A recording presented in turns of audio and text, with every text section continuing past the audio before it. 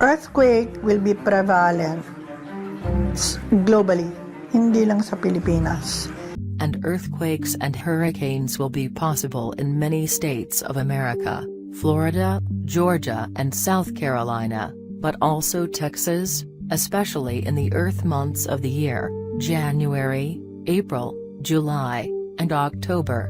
Sa kasagsagan po ng pagyanig ng lindol kanina, gumuho ang isang supermarket sa Porac sa Pampanga.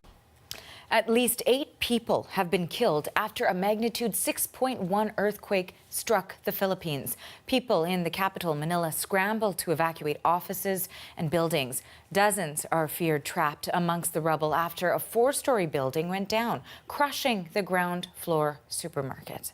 A powerful earthquake hitting the Philippines in the middle of the night. There are deaths and injuries and frantic rescue efforts happening as we speak. And ABC's Bob Woodruff is in the region. Bob. Oh my God! Guys! Ah! Mamas! Gagawin! Tayo na kayo!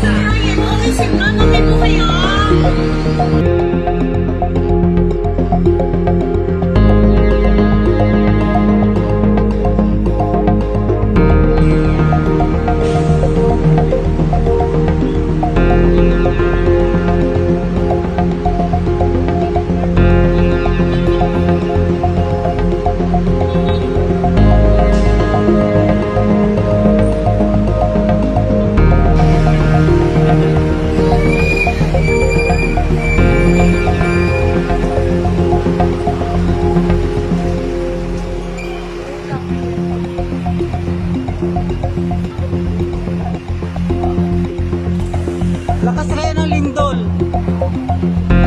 Lakas ang lindol eh. Bumigay yung tangkila sa taas. Kate na bang man?